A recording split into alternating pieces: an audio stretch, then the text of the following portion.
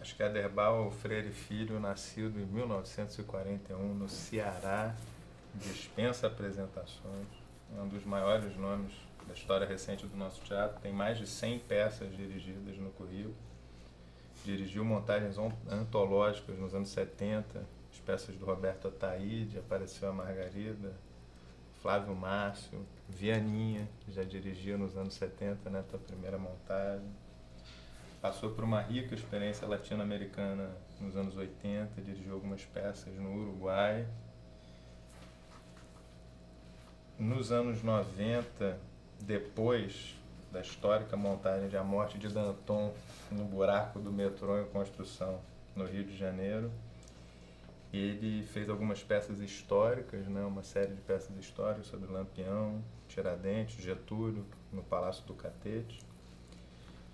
E nos anos 2000 começou a desenvolver, quer dizer, uma coisa que já estava presente no trabalho dele anterior, mas que vem à tona com mais força nos anos 2000, que são os assim chamados romances em cena. E essas peças são muito ricas para a discussão da teoria dos gêneros e da relação entre o teatro e outras formas de narrativa, que é justamente o tema da próxima edição da Questão de Crítica, na qual será publicada a crítica da tua última montagem do Vianinho. O Aderbal está no começo da minha relação com o teatro, no começo de tudo, não é? Graças ao Aderbal e a Bertold Brecht é que eu estou aqui hoje. Então é muito bom para mim poder começar essa série de entrevistas justamente conversando com o Aderbal. Bom, Aderbal, o propósito aqui é um propósito bastante simples, que é entender o que é ser um diretor de teatro. E numa entrevista que você deu ao Rubén Castillo em 1985, você fala que o diretor tende a permanecer invisível. A gente vê o cenário, a gente vê os atores, a gente vê a luz, mas onde é que está o trabalho do diretor? Então, o meu desejo hoje é tornar visível esse personagem que, apesar de ser, entre aspas, invisível, é de alguma forma a alma do espetáculo, né? De modo que eu teria 3 grandes questões a fazer, que são o que é ser um diretor de teatro, o que é necessário para a formação de um diretor de teatro, quais são as habilidades específicas que um diretor de teatro precisa desenvolver, e, é claro, o que é teatro, porque é uma certa compreensão de teatro que vai tornar compreensível uma certa compreensão do que é ser um diretor de teatro. Mas eu acho que essas questões elas são amplas demais e, em vez de tentar atacar essas questões diretamente, eu vou fazer algumas pequenas perguntas mais pontuais, mais específicas sobre o teu método de trabalho. Então, eu queria começar falando da tua relação com os textos que você montou. E a primeira pergunta que eu teria é o que te leva a escolher um texto para montar? Eu posso, assim, a propósito de que me leva a escolher um texto, falar do primeiro texto que eu dirigi um pouquinho e que talvez mostre um pouco de onde vem isso, como é, qual é a origem. Eu não me pretendia diretor. Eu comecei a fazer teatro muito garoto, com 13 anos, incompletos, e num certo sentido, nunca parei. Eu fiz como teatro de escola, teatro amador, teatro semi-profissional, finalmente teatro profissional. E podia lembrar um diretor e amigo uruguaio, mestre do teatro uruguaio, que chamava Atahualpa del Chopo, Dona Atahualpa del Chopo, quem tive o prazer, a felicidade de conviver assim, nos últimos anos dele, ele já com 90 anos, mas saudabilíssimo. E aí, quando eu disse agora esses vários teatros que fiz, poderia resumir digamos, qualificação de teatro que ele faz, que é teatro experimental. Ele diz, todo teatro experimental deveria ser. Ele dizia isso da Atahualpa. Então, eu fiz esses vários tipos de teatro experimental. E eu não, quando eu comecei como ator, e tinha uma ambição de, além de ator, fazer outra coisa no teatro. Essa outra coisa era escrever. Essa era a minha ambição. Nunca tinha me passado pela cabeça dirigir e nem sabia se tinha aptidões para isso. Tive uns bons diretores nessa minha fase do Ceará, uns caras que eu sentia que tinham uns talentos, umas capacidades de transformar aquela cena escrita transformar aquela, digamos, texto escrito em uma cena e tal.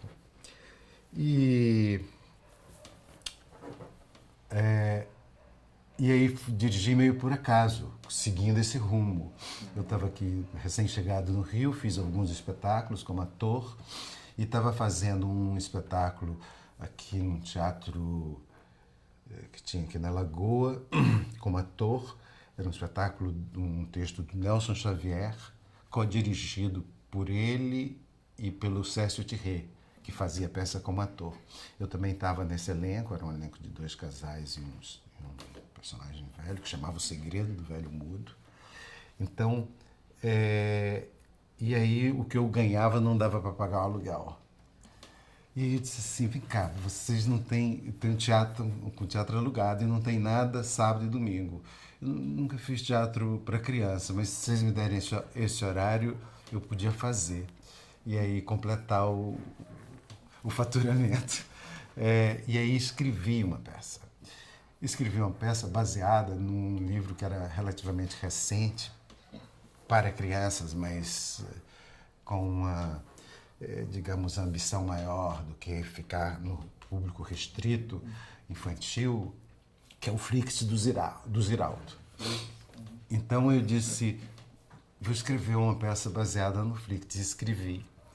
Me lembro que depois aí a gente passar esse pedaço, como foi até o Ziraldo aprovar, porque alguém disse, não, o Ziraldo eu falei, ele disse que não, essa é obra-prima dele, não quer que mexa.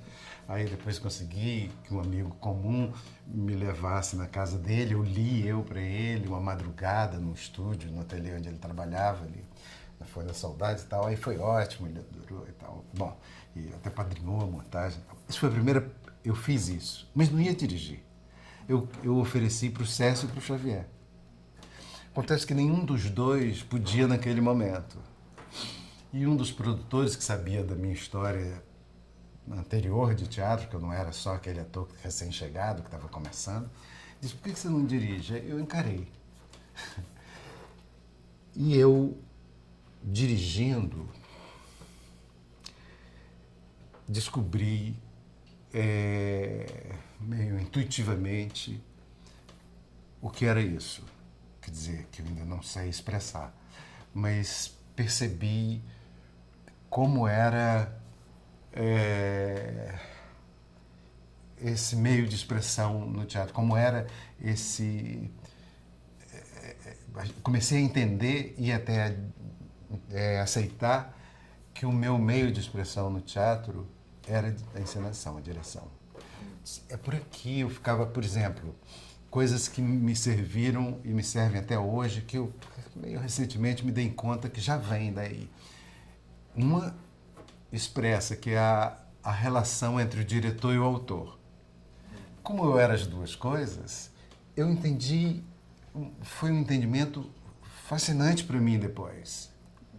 Mesmo que eu não tenha me dado conta que estava já aí nessa origem. Me dei conta muito depois. O sentido de fidelidade, por exemplo. A minha peça, quando eu escrevi, eu ia imaginando um espetáculo. Então era cheia de rubricas, de anotações, como é que era, fulano entra simples, não sei porque, então, cheia de rubricas, depois uma cena, diálogos e tal. Quando eu montei, eu diria que descumpri todas. Que não obedecia nenhuma, ou quase nenhuma. Claro, era na direção, era dirigindo mesmo, no convívio com os atores e diante do palco, e com o palco, e com descobrir essa gramática, que eu podia escrever bem, não era escrevendo numa maquininha Olivetti, que eu ia descobrir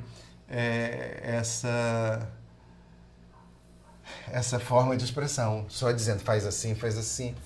Como eu não estou vendo aquele lugar, não estou vendo como ele reage, mesmo que eu botasse a primeira frase e cumprisse a segunda já teria que ser diferente do que eu escrevi, porque eu não vi qual a reação que deu, como ficou e tal.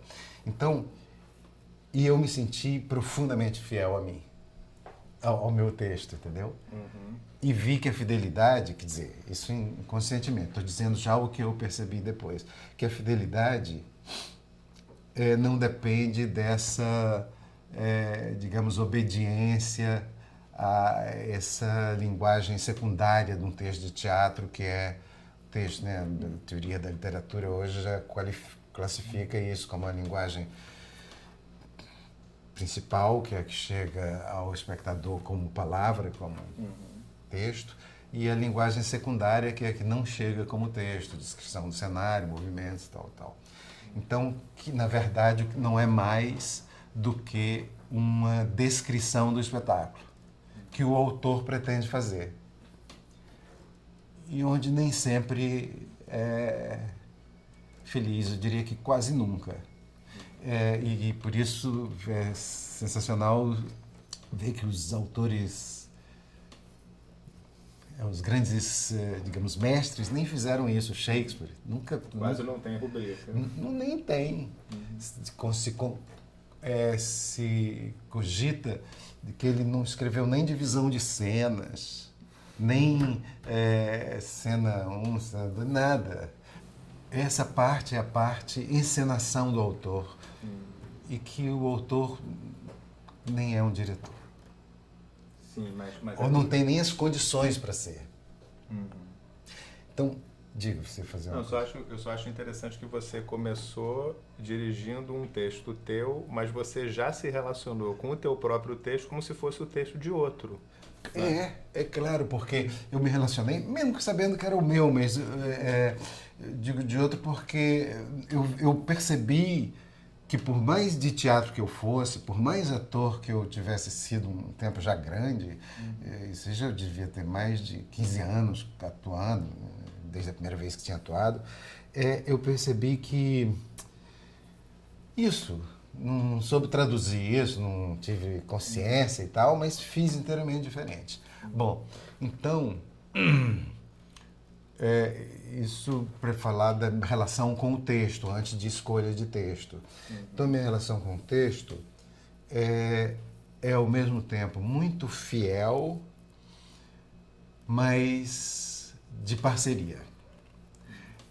Ou seja, para que o texto resulte, para que o espetáculo alcance, digamos, essa sua completude, que você ler teatro é uma chatice, os caras se queixam de que os livros de teatro não vendem, nem são para isso. Mas se houvesse, digamos, um mundo ideal, onde esses espetáculos estivessem sempre em cartaz, todos os espetáculos, você ia aos teatros para conhecer essas peças. Não pode, você lê os textos. Mas, enfim, então, para alcançar essa completude, eu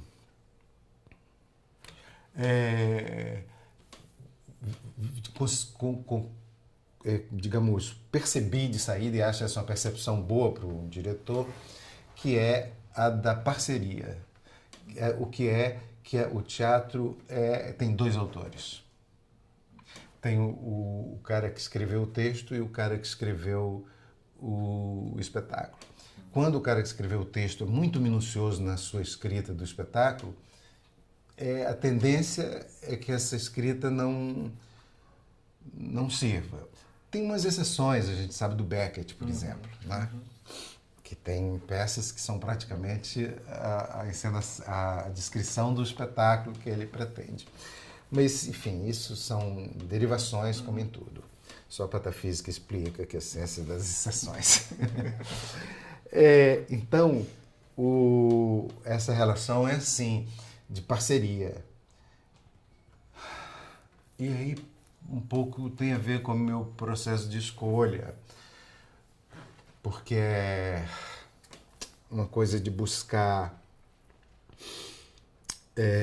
nos textos que quero fazer, assim, razões sempre se diz isso, a mesma coisa que eu queria escrever. Eu nem sei como perceber isso claramente. Tem também outra coisa, no meu caso particular. Tem uma coisa ótima, que é o ideal de qualquer diretor, é que ele seja digamos, o seu produtor, ou seja, o eleitor das peças que quer fazer sempre. Porque aí ele vai dizendo assim, era assim que eu queria escrever, esse é o diretor ideal. Vai pegando as suas coisas e dizendo e tal, através de textos escritos por outros autores com quem ele vai fazer uma parceria. Eu, por circunstâncias da vida, não sou esse diretor ideal. Eu fui muitas vezes convidado. Então, claro que eu quase sempre selecionei dentre os convites o que era mais ou menos perto do que eu queria dizer. E assim eu pude montar todo o Vianinha. E assim eu pude montar uma boa parte do teatro brasileiro que eu montei nos anos 70 e 80, quando montei Alcione Araújo, Odomar Conrado, Dias Gomes, bem mais gente, a Leilá, Assunção, porque aquela coisa que aquela geração de autores estava dizendo me interessava muito. Então, se olhar para as coisas que eu montei em 70 e 80, é uma dominação quase absoluta de teatro brasileiro. Eu acho que é interessante sublinhar, você fala que tem então o que seria o texto principal e tem as rubricas, né, que é o texto que não chega diretamente ao público. E quando você pensa em termos de fidelidade, então você pensa muito em termos de fidelidade a esse texto principal. Exatamente. Porque a minha questão é que eu já vi outros diretores que não têm nenhum problema em cortar cenas inteiras, em mudar as cenas de lugar, em eliminar personagens do texto principal. Olha, E como é que é isso para você? Não, isso desde que seja... É feio esse conceito de fidelidade, porque ele é muito impreciso, muito vago. Que assim, desde que seja para onde você melhor se encontrou com o autor, expressá-lo cenicamente, eu acho que até no texto, digamos, principal, é possível você fazer... reorganizar, tirar personagem, mudar cena de lugar. Eu já fiz isso algumas vezes. Vou te dar e vou dizer por que eu acho isso legal. O nosso grande, digamos, inspirador, mestre é o Brecht. E o Brecht dizia isso das peças dele. O primeiro Brecht que eu montei foi Turandot. Turandot ou o Congresso das Lavadeiras ou dos Intelectuais.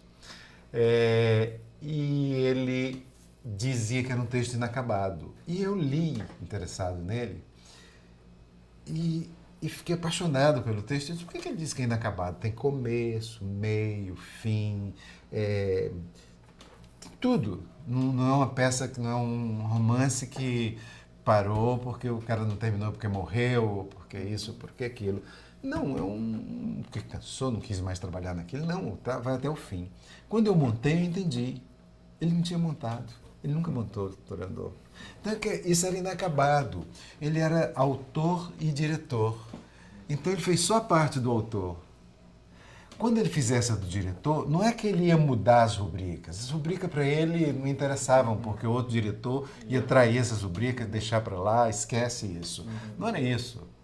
Era como ele reorganizaria. Eu, quando fui começando a chegar perto do fim da peça, da encenação, descobria que tinha personagem que estava sumindo antes da hora, que tinha personagem que estava fazendo cena no lugar errado, entendeu? Que eu podia e devia reorganizar. Como cada vez que eu faço uma peça tenho esse conceito de parceria, eu me sinto muito à vontade. Porque eu sei que sou, naquela hora, o Brecht. Eu sou o Brecht completando a obra do Brecht. Eu sou o Shakespeare, terminando a peça do Shakespeare, que ele morreu, não pode mais, então eu termino. Se não tivesse esse parceiro, o teatro dele ia parar. Tem duas o conselho de diretor novo, né? Assim, com essas especificidades que tem hoje, fim do século XIX, começo do XVIII. Então, tem duas possibilidades diante da inexistência dessa função, se ela não existisse. Uma, o autor acabou. Ninguém monta mais ele, porque não está ele para montar. O Brecht ou o Shakespeare, para ficar nesses dois exemplos. A outra é o autor como é que chama? Refazerem o museu. Era um museu de teatro. O Museu do Teatro vai fazer o Shakespeare para mulher. Como uma parte boa da crítica quer. Então, os autores tinham essas duas oportunidades, duas circunstâncias, e as duas ruins. Talvez pior o Museu do Teatro, porque você avaliava mal a obra dele. Então, talvez melhor mesmo a morte. Se era para renascer velho, ultrapassado, era melhor morrer. Se é para ter essa vida vegetativa do Museu do Teatro, é melhor morrer. Então tinha essas duas hipóteses. Ainda bem que surge o diretor e com essa capacidade de recriação plena. Bom, mas enfim. Agora, claro, aí quando eu falei de fidelidade, é difícil encontrar esse limite quando isso deixa de ser uma forma de fidelidade e passa a ser pura e simplesmente eu não gosto disso, vou fazer isso, aquilo e tal. Eu não gosto dessa peça, vou mexer bem, porque essa peça é ruim, vamos tirar esse personagem. Não monta essa peça. Mas você, pessoalmente, tende a tentar ir com o texto o máximo que você pode, né? Totalmente, eu vou com o texto. Isso, muito em último caso. Mas o que eu quero dizer, assim, eu vou como o autor. Aí eu me sinto o Brecht montando o Turandot. Então aqui não ficou. Aí entendo por que ele disse isso. Tem uma coisa que eu digo sempre, que eu prefiro montar o autor vivo. Eu já falei isso para você algumas vezes, eu acho. Porque os diretores, tem uma frase que circula entre os diretores, é que preferem montar autores mortos. Porque o cara não encheu o saco dele. Porque ele quer fazer diferente e tal. Eu prefiro montar vivo, porque mesmo quando eu faço, digamos, diferente do que ele imaginou enquanto eu escrevia, eu tenho certeza que ele ia adorar. Digamos, presunção, mas é assim.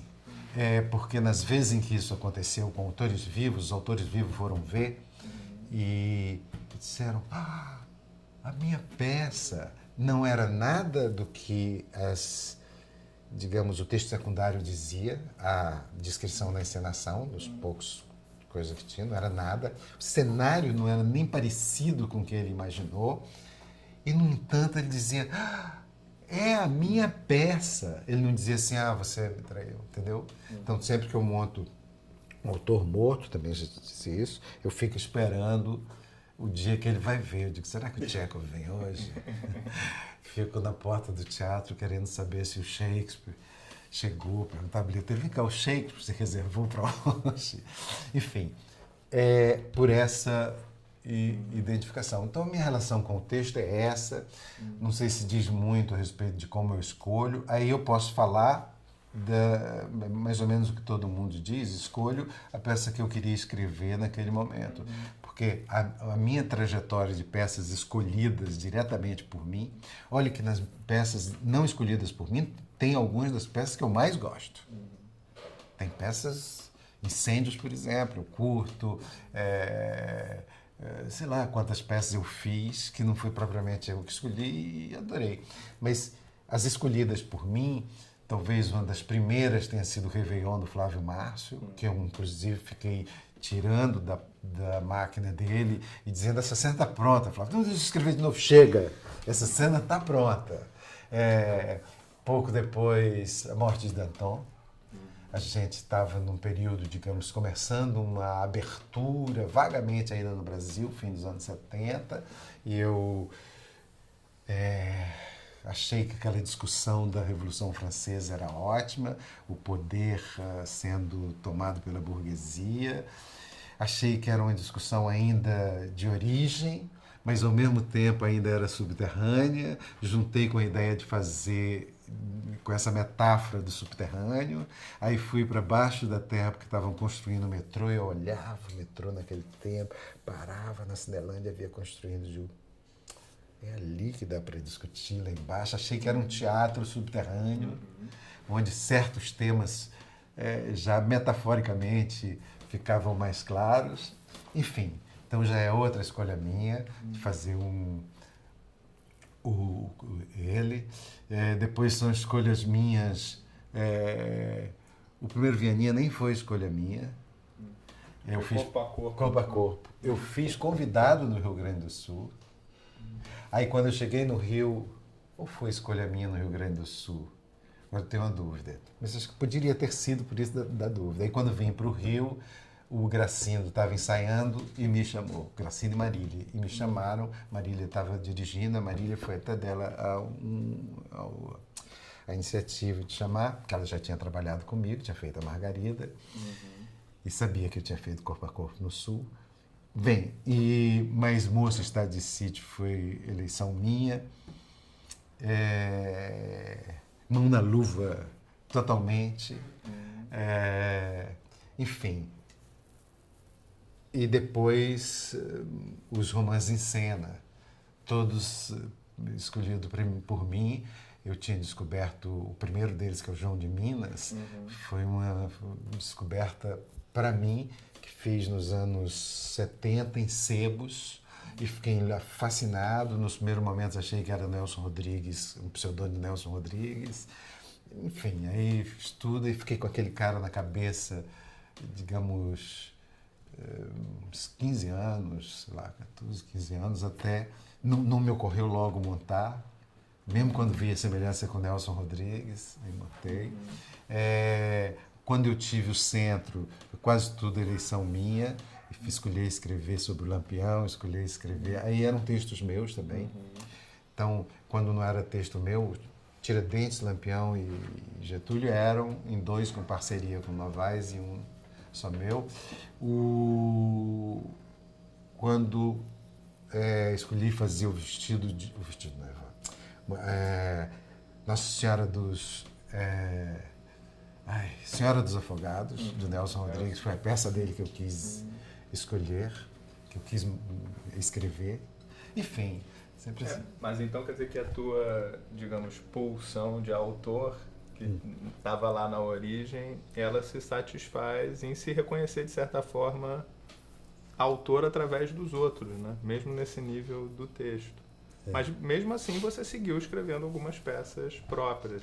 Porque eu me lembro uma vez que você falou, quando a gente estava fazendo aquele Brecht na Céu das Cidades, que certamente o Brecht tinha feito a cena daquele jeito que você tinha feito e depois ele sentou e escreveu. Né? Que eu disse isso. Porque são duas coisas, né? Por um lado eu fico na dúvida se não é muita cara de pau escrever um texto novo, se não é ignorância, porque você não procurou bem na tradição. E por outro lado é muito difícil não escrever a partir do contato com a cena. Né? Quer dizer, tem essas duas forças te puxando para lados, em certo sentido, opostos. Não, mas eu acho que está muito claro assim, a tua relação com o texto. Então, enfim, você escolheu um texto e aí você vai para a sala de ensaio. O que você sabe antes de começar a ensaiar? Você acha fundamental uma preparação, né? Assim, a minha questão é qual que seria a relação, que é bem dialética, entre preparação e invenção. Porque tem muitos diretores que dizem, eu chego na sala de ensaio sem saber nada.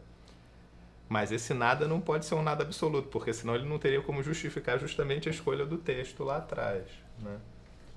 Então, você faz desenhos prévios, você já tem alguma concepção de cenário? Enfim, o que você leva no primeiro dia? Pensando que você falou antes que um dos objetivos disso aí, por exemplo, descobrir o que é a direção e quais são os, digamos, o que necessita desenvolver nos que querem dirigir, que aptidões, que qualificações, que ferramentas é preciso desenvolver. Então é muito arriscado eu me dizer como exemplo, porque eu talvez não seja um bom exemplo. Porque pode ser que para algum diretor, eu me lembro de ter visto alguma vez aqui no Brasil um americano que veio dar umas aulas de direção e dizia qualquer coisa como que você pega um livro, aí a peça impressa não, xerocada, mimeografada, fosse, dependendo da época que ele disse, e que aqui tem o texto e aqui você faz todas as anotações de direção e tal. Talvez seja bom fazer isso como para um cara que vai falar como um pedagogo. Mas, cara, eu não é que eu não saiba nada. O que eu sei sobre aquele texto é muito mais fora dele do que dentro dele. Por exemplo, eu leio, por exemplo, quando eu estou querendo fazer um texto, a minha bibliografia caseira é ler coisas correlatas, assim, romance, que de alguma forma passa por aquele caminho. Lembro assim que quando eu fiz a prova, uma das coisas que mais me serviram para, digamos, ajudar a Andréia foi sugerir um texto do Dostoiévski, uma personagem de uma menina, que eu disse, isso aí. Era um texto de uma personagem do Dostoiévski, que eu li enquanto estava assim. E aí fico, não só romance, pode ser poesia, pode ser, sei lá, qualquer outra coisa. Minha pequena filosofia, mas qualquer outra coisa menos estudar o texto. Digamos que eu sou muito cru em relação ao texto quando eu começo a ensaiar. Eu leio outro e tal, mas ele não me, digamos, ele me diz por que eu quero. Eu tenho um diálogo ótimo com ele, humano, mas um diálogo péssimo, técnico ou artístico. Esse meu diálogo começa a se aprofundar quando eu começo a ensaiar. Tanto que eu digo, acho que nesse livro que você falou, eu falo um pouco sobre isso, que os ensaios são muito diferentes, mesmo se pensar em métodos, mesmo meus pessoais são muito diferentes em tempos diferentes. Mas se uma coisa está sempre presente, é um tempo de compreender e um tempo de expor o compreendido, expor a compreensão. Então, o primeiro tempo de ensaios é de compreensão. Não, e esse eu pretendo ser só de compreensão, e claro que às vezes é inevitável você estar compreendendo e dizer, mas essa cena é assim. E aí alguma luz de exposição já surgir, que eu deixo ali suspeitamente. Mas às vezes surge, fica até o último dia, uma coisa de compreensão e tal. Aí, na fase de compreensão, não. Aí eu não, na fase de exposição, eu não fecho a torneira da compreensão. Eu continuo, aí sim. Aí é outra forma de compreender, mas o que eu faço é acrescentar. Eu venho de 0 a 50, só para dividir em partes iguais, nunca sei. E aí, na segunda parte de exposição, não é que eu substituo um por outro, é que eu acrescento a preocupação com a exposição. Mas aí eu estou tanto compreendendo, continuando com o processo de compreensão, que às vezes uma compreensão que eu tive aqui, eu modifico aqui, porque aqui é mais esclarecedor. Eu tenho um outro meio de compreensão que é a cena, que é o movimento, que é a coisa. Então eu nunca tenho cenário antes. Eu seria um diretor... morreria de fome nos Estados Unidos, onde as pessoas têm 4 semanas para ensaiar e chegam com o cenário pronto, o figurino pronto e tal. Aí no primeiro ensaio o diretor diz para os atores, vem cá, daqui essa é a maquete, tá vendo? Aqui é o seu quarto, aqui é não sei o que, tal, tal. E aqui vou fazer umas cenas assim, tal, tal. Eu morreria de fome, porque eu não seria capaz de fazer isso, nunca me contratariam. Eu me considero também co-cenário, eu me considero co-tudo nas peças. Eu falei que eu sou co-autor e co-cenário, co-cenógrafo. Tanto que às vezes eu fico vendo assim com uma crítica tem dificuldade de acompanhar um processo de teatro, porque diz assim, ele soube usar muito bem o cenário do fulano. Cara, não é isso. O fulano não chegou para mim como cenário e disse assim eu vou usar. Eu diria, dirija. Porque eu não sei como usar, por exemplo, o meu Macbeth. Eram 4 enormes mesas. Se o cenógrafo me propusesse isso, eu diria, gente, eu não sei o que fazer com isso. Com uma peça aqui, 4 enormes mesas, como é que faz? Então, o meu processo de direção vai levando ao cenógrafo. Eu trabalho muitas vezes com o mesmo cenógrafo, que é o Fernando, porque a gente já não tem problema nisso e eu nem assino junto, o cenógrafo é ele, porque ele é um artista plástico que não só dá a dimensão artística e plástica a isso, como também ele complementa,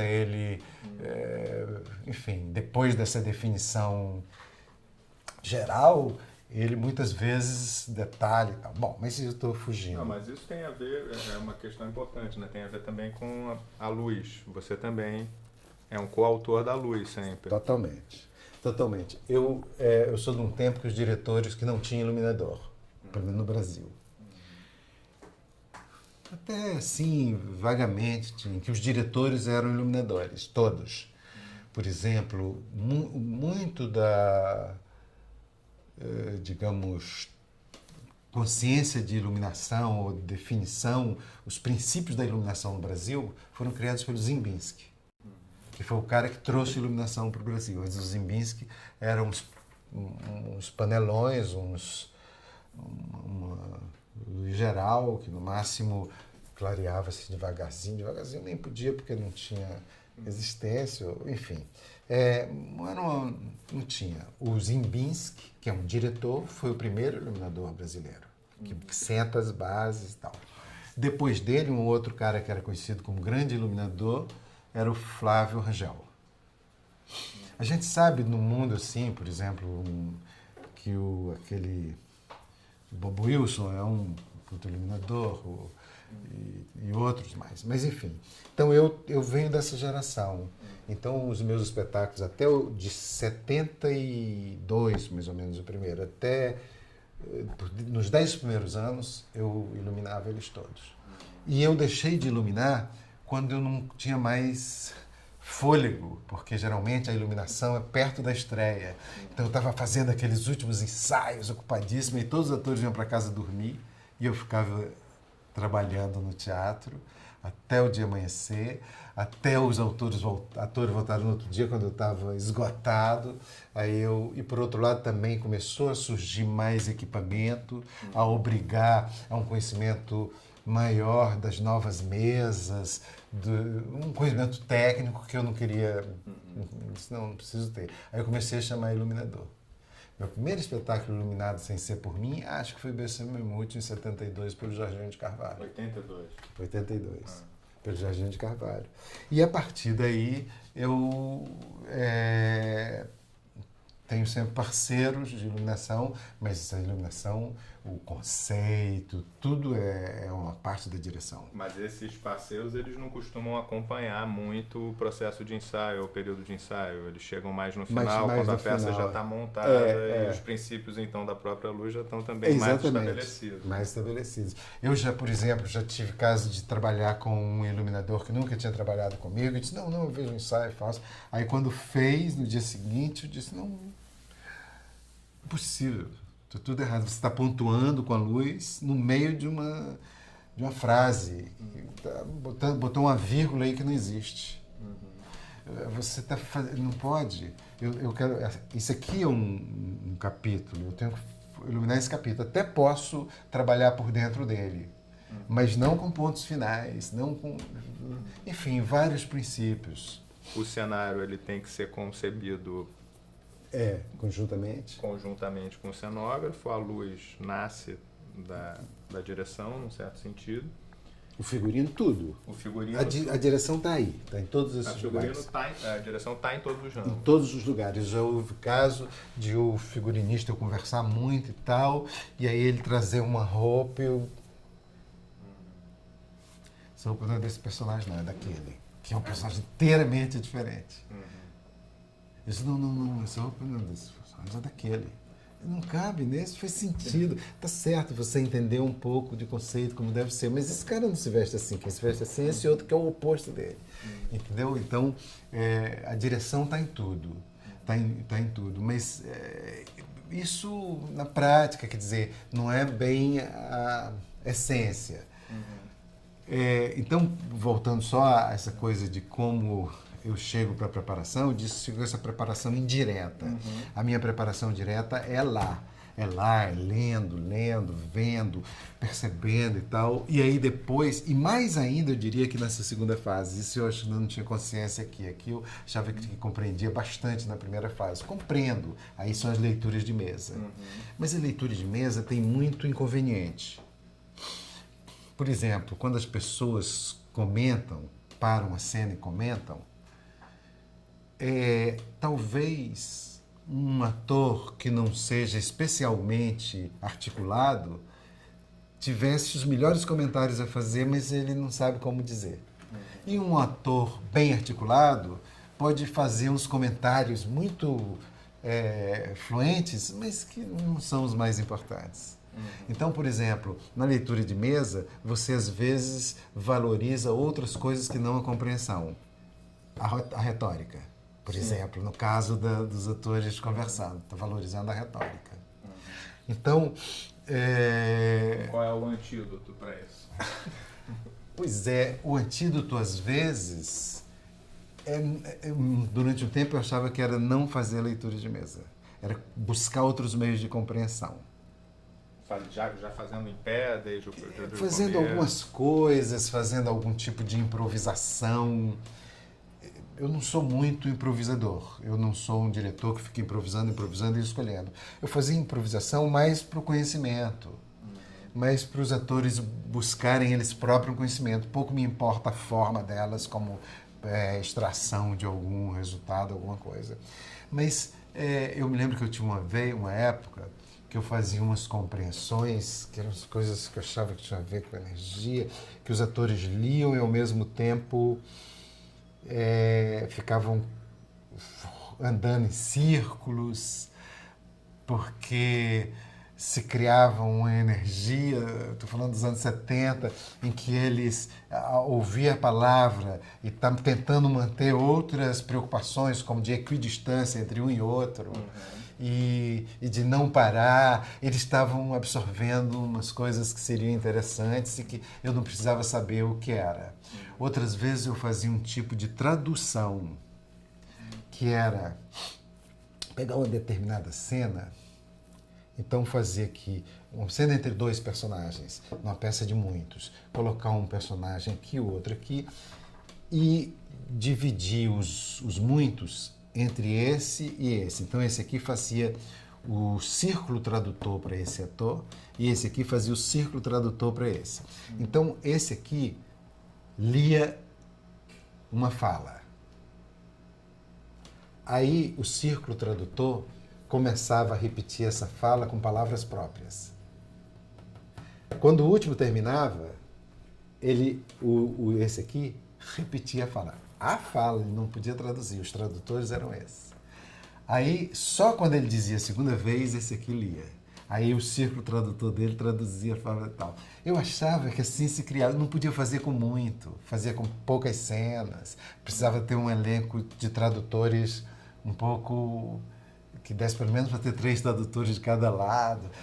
Enfim, mas eram buscas de antídoto para essa coisa da leitura. Hoje em dia eu acho que o que é melhor é fazer mesmo a leitura, que é o que dá para tudo, se encontrar peças que deem para outros jeitos de fazer isso, e tiver fôlego para buscar esses jeitos, pode fazer mais a leitura e relativizar muito do que é comentário, do que é tudo, tentar mesmo ficar atento a esse comentário para achar que tanto no prolixo quanto no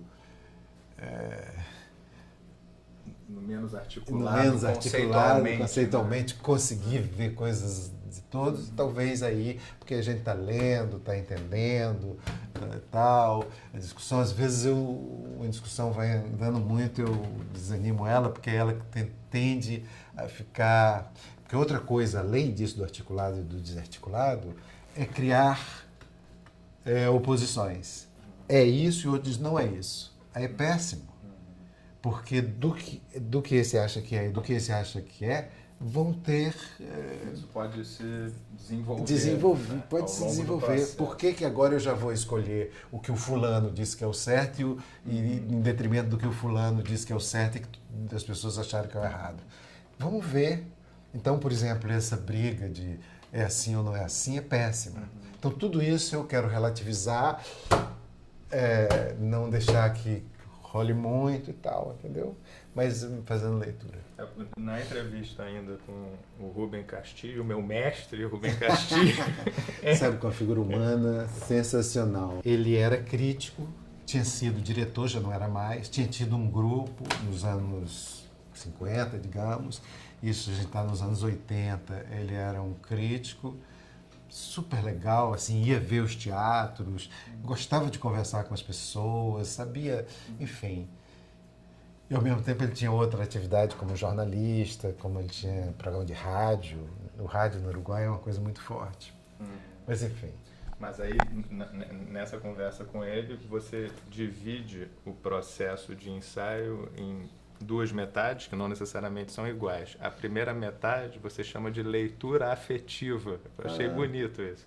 E a segunda metade é resposta em cena.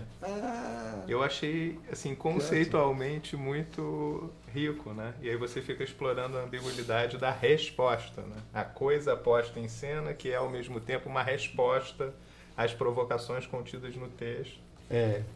Você sabe que muito disso se deve, no Brasil a gente não tem uma tradução como no espanhol tem para mise-en-scène. Os espanhóis, os hispanos, os hispânicos, eles dizem puesta en escena. Então a gente não diz posta em cena. Os uruguaios dizem claramente, quando me pergunta um amigo, pergunta na rua, está expondo? Para saber se eu já estou marcando, levantando, já está pondo. No, todavía não empecé a ponerla. Não, já la puse. Já pus. Agora eu estou ensaiando em cima da puesta em cena. Já está puesta em cena. Agora eu estou ensaiando. A puesta é, digamos, a encenação. Por isso se justifica dizer, às vezes, puesta em cena e direção. Porque, às vezes, por exemplo... Recentemente, aqui no Brasil, um grupo montou um espetáculo montado na Argentina, que era acho que era um Tilvânia, um Tchekhov. E aí você compra aquela concepção, né? Não, na verdade, veio um ator de lá e fez, mas o ator de lá fez a direção. A puesta em cena era do Veronese, que era do grupo. Veio um ator do grupo fazer a direção. Mas a puesta era do Veronese. Eu aqui assinei algumas coisas como direção e mise-en-scène e direção. E eu acho que a própria Bárbara disse que era absurdo. Não, são duas coisas diferentes. Você pode assinar mise-en-scène e direção. Por exemplo, essa peça do Veronese era mise-en-scène de Daniel Veronese e direção do cara dele que veio aqui dirigir os atores e colocar dentro dessa puesta em cena. A maioria dos casos você faz as duas coisas. E a outra coisa, leitura afetiva. Que bom lembrar isso. Às vezes a gente esquece as coisas, porque a leitura afetiva eram essas tentativas de compreensão sem a mesa. No Mephisto, eu fiz várias. Eu uma vez, depois da gente ler, mas a gente lia também, depois da gente ler, como era um teatro nacional, com todos os seus departamentos, departamento de utileria, que adereços, de tudo. Tinha um departamento lá em que os caras trabalhavam todo dia fazendo adereços, e inclusive máscaras e tudo. Eu disse, vamos passar um dia no departamento, nesse departamento, esse não chamava utileria não, era o departamento que o coordenador desse departamento era um artista plástico, deve ter alguma coisa dele aqui. Era um artista plástico, não lembro o nome dele. E a gente ia lá e passamos um dia lá. Eles ficaram encantados que o elenco da Comédia Nacional nunca esteve lá dentro e todo mundo, eu disse para todo mundo fazer uma máscara do seu personagem. Então, eles ensinavam técnicas. E o cara, todo mundo, por exemplo, a grande dama do teatro da Comédia Nacional, Estela Medina, lá com a mão na massa, trabalhando, dizia, o que é isso? Aí deram sei lá, um papier machê, não sei o quê, aí disse assim, uma coisa de pintar. Então, cada qual fez a sua máscara. Passamos, eu acho que 2 dias fazendo máscara com os caras de lá, ensinando a técnica, mas te deixando fazer. Dizer, não, sabe o que eu queria aqui agora? Não tem uma pedra, assim, como? Uma pedra, assim, que tem isso aqui, material desse departamento. E aí, depois de 2 dias fazendo isso, todo mundo agora vai descer com suas máscaras. E ensaiamos uns dias com as máscaras, cada qual usando a sua, lendo de máscara. E muito mais. Então, eram essas leituras de mesa indo além desse método de compreensão da leitura. Então, botava junto não só a sua retórica, a sua inteligência, a sua capacidade, sua fluência, a sua articulação, como outros meios de expressar a sua compreensão. Eu via a sua máscara e dizia, assim que ele se vê. Então, isso chamava de leitura afetiva. E vou até recuperar, mesmo na leitura, para... Porque isso parece um outro capítulo importante ainda dessas questões mais específicas, diz respeito à direção de atores, né? E tem uma coisa que, assim, parece ser um mistério a direção de atores, mas no teu caso, ela está muito associada a essa compreensão pessoal, né? Eu acho que você falou um negócio que se o ator não conseguir compreender pessoalmente o que ele está fazendo, se ele simplesmente aplicar uma compreensão que alguém deu para ele, que alguém passou para ele, na hora que ele estiver fazendo, essa compreensão pessoal que ele não sabe qual é, vai aparecer. Exatamente. Sabe o que é isso? Você sabe que eu também, dessa fase aí, tem muita coisa que eu... ou falo assim num papo, mas falo menos enquanto faço para não... Já me dizem que sou muito falante, você está vendo que eu sou. E ensaiando que também sou. Mas assim, essa coisa da compreensão para mim é essencial. Essencial. Eu faço a partir dessa compreensão.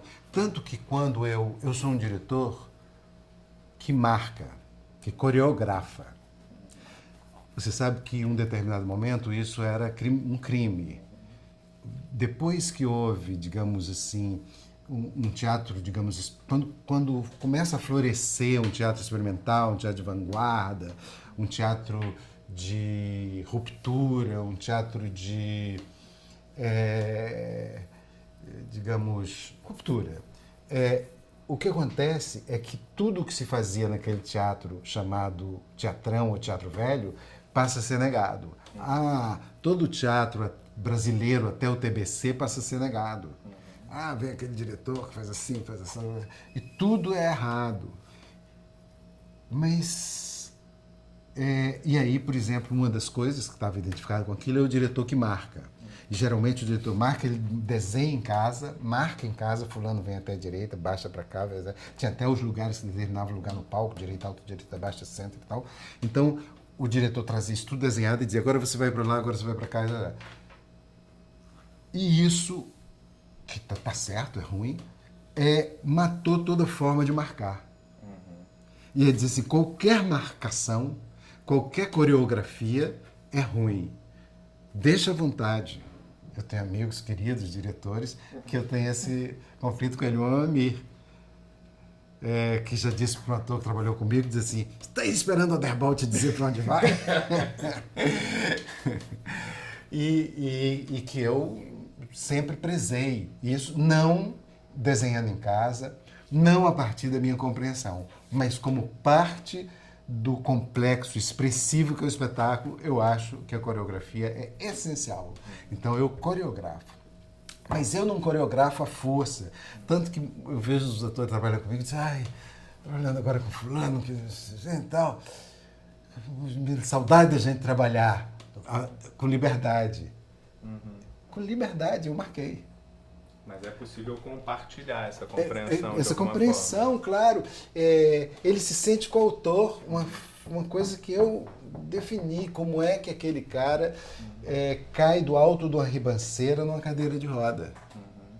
Está marcado precisamente. Você faz assim, quando chega em paz, você vira a cadeira, roda uma roda para ela ficar rodando, deita no chão depois de tudo isso. Está marcadinho. Mas está compreendido, está compartilhado, está tudo. Eu não desenhei em casa, nem pensei em casa, sou incapaz. Aliás, disso é uma coisa que falaria sobre quando disse que descobri a direção. Mas, enfim, o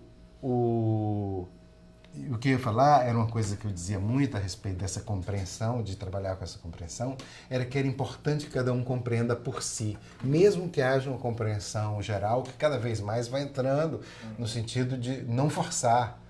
Não, peraí, o cara pode estar muito perdido, mas vamos chegar lá a partir dele.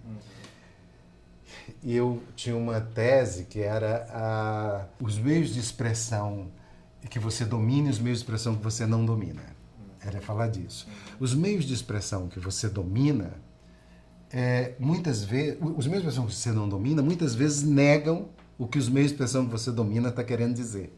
E dava um exemplo assim de você viu um acidente que envolve uma pessoa amiga das que você vai encontrar e você não quer que as pessoas saibam e tal, você acabou de receber a notícia, não quer estragar essa festa aqui por isso e tal. Então você chega querendo ser alegre e tal. Os meios de expressão que você domina são os meios de expressão que você está usando para ser alegre. Aqui. Os meios de expressão que você não domina são aqueles que estão profundamente tocados pelo acidente que você acabou de saber. E eles passam do que você domina, a ponto de uma pessoa dizer o que você está escondendo. Quando alguém diz o que está escondendo, poderia perguntar assim, o que os seus meios de expressão que você não domina estão querendo me dizer que os seus meios de expressão que você domina não estão conseguindo esconder? Entendeu? Então, esses meios de expressão, por isso eu fico trabalhando com o ator para nunca forçá-lo a se expressar contra os meios de expressão que ele não domina.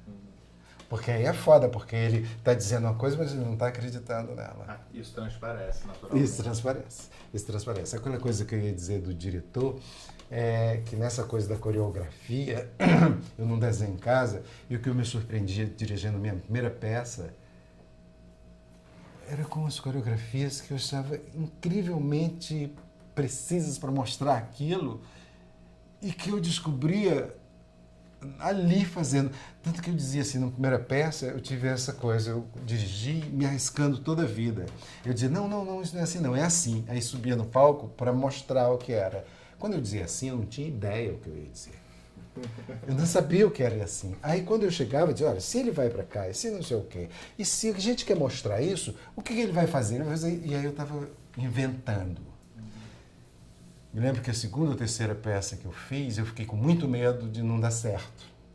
Aí já tinha os atores e tal, eu comecei a pensar em casa como seria aquela cena, como coreografar aquela cena. E quando chegava, para ter segurança, aí chegava no ensaio que ia fazer aquilo, eu achava tão ruim, aí disse, não, tem que viver sempre no abismo.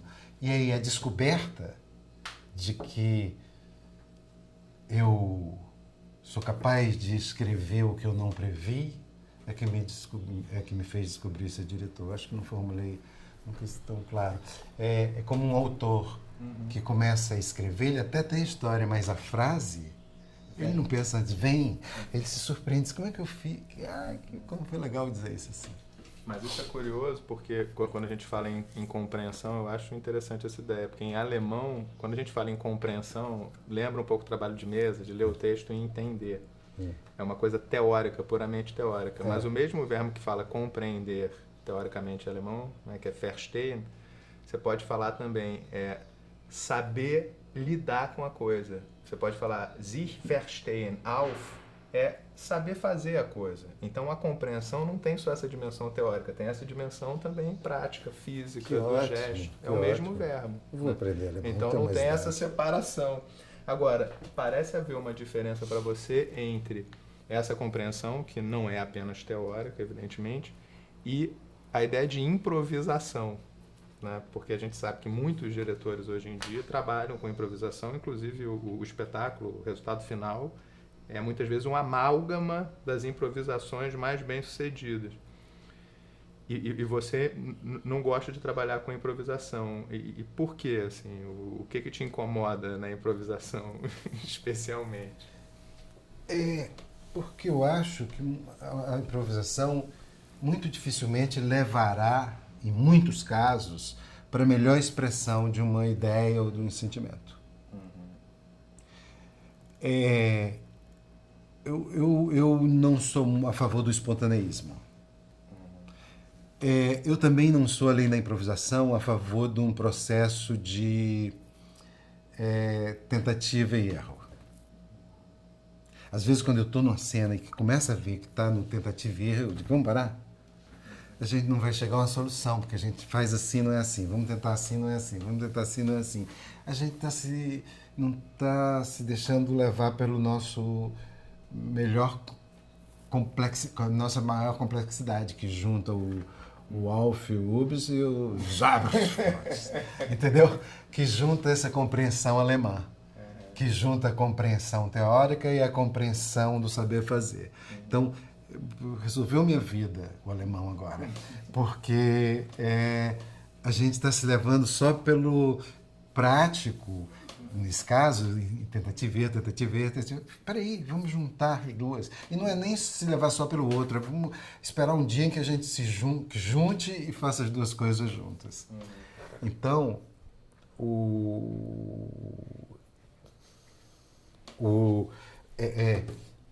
a improvisação, para mim, às vezes eu uso, mas como uma coisa de os atores se jogarem, irem para o jogo, para o lúdico, para fazer, para começar a quebrar esse momento difícil que é sair da mesa para coisa, que eu tento não sair de uma vez, sair aos poucos, vamos levantar nessa cena, improvisa isso aí, mas muito mais para o lúdico, para os atores vencerem as suas barreiras, começarem a atuar com o corpo, não só com a cabeça e a voz. Então é muito nesse sentido, mas nunca no sentido de dizer, pegar e fazer uma seleção das improvisações mais bem-sucedidas e fazer um espetáculo.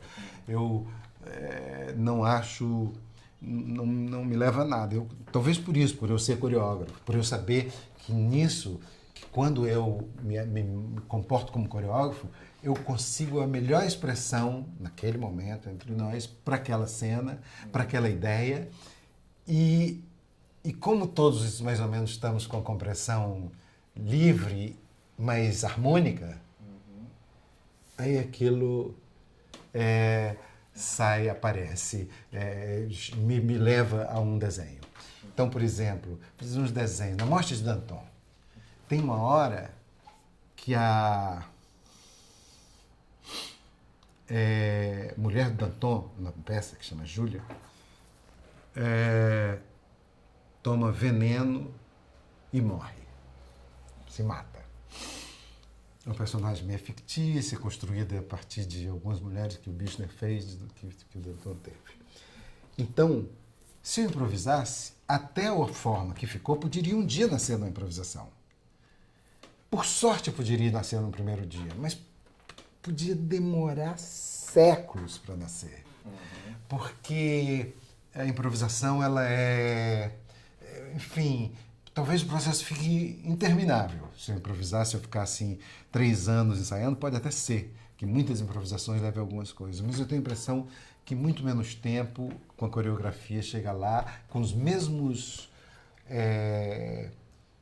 ganhos de pessoalidade e os ganhos imediatos de clareza, de expressão.